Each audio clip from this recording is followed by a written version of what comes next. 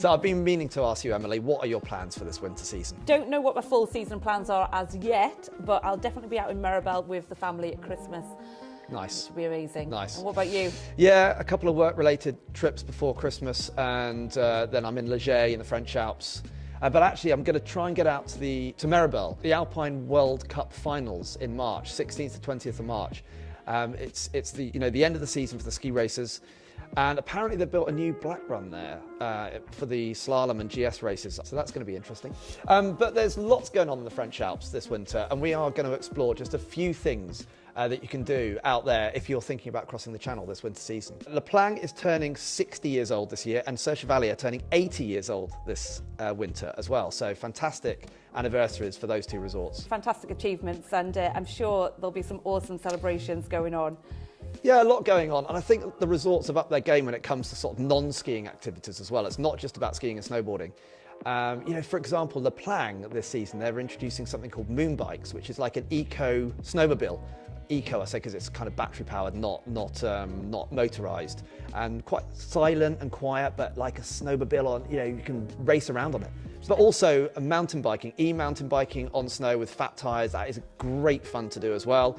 And then there's ski touring and splitboarding, obviously still growing in popularity. And some resorts have marked touring trails now where you can actually go up there very, in safety and controlled environments, and you don't have to ski or snowboard off-piste again on the way down, for example, if you don't want to. Stuff like that. Because I know that the ESF, that are called the School Francais, they are kind of doing kind of more sessions and stuff which take you away from the beaten track and take you kind of touring and stuff like that. They've got something else as well, haven't they, this year, which is... There's a new initiative for kids called the Team Étoile, which is basically focused on free ride, freestyle skiing and getting kids into competitive skiing as well.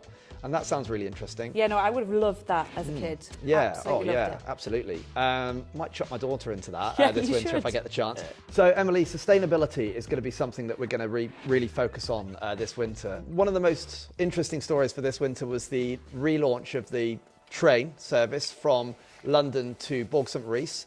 It's a little bit different this year. Travel Ski, which is a tour operator, have launched this service. So you buy the train, return train journey and accommodation package through Travel Ski. And they go to 6 different resorts. So they're Maribel, Le Menuire, Les Arcs, Le Plang, Val d'Isère and Tignes. So it's a package. Check out the accent, I'm loving it. Oh, well, well, obviously, my French is perfect. No, we're going off on a tangent now. Stop. Yeah, so it's awesome news that the ski train's back. We were actually looking in to do it for this Christmas, to go out to Maribel.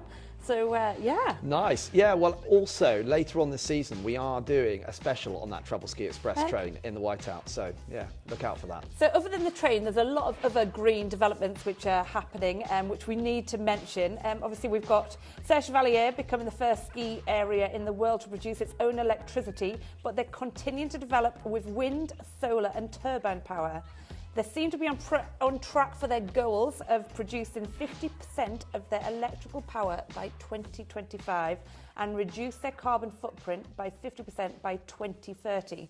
That's pretty impressive. It is impressive, but they're not the only French resort to be, taking this stuff on board. And there's loads of French resorts that have recently got the Flocon Vert, including Morzine, Les Arcs and Le Grand Bornand, for example. Flocon Vert, green snowflake, it's the badge that's it says you're doing great work on the sustainability side, and I'm sure other resorts will come on board with that as well. That's great to see. Now let's kind of address the elephant in the room, the C word.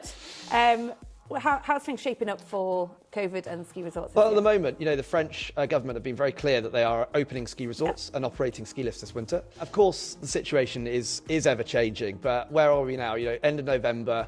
Right now, France is open to British travellers with a Pass Sanitaire scheme in France, and the French government have said that they will be operating ski resorts and ski lifts this winter, so that's great news. The Pass Sanitaire, needs to be shown in certain places such as restaurants and bars and some hotels that have restaurants. On ski lifts, masks need to be worn in the queues, and on some ski lifts, masks need to be worn as well, but on the slopes they don't need to be worn. So, it's pretty straightforward. Stick to the rules and everyone's going to have a great winter. It is also important to note that the health pass to access the lifts could be reinstated at some time if infection levels rise.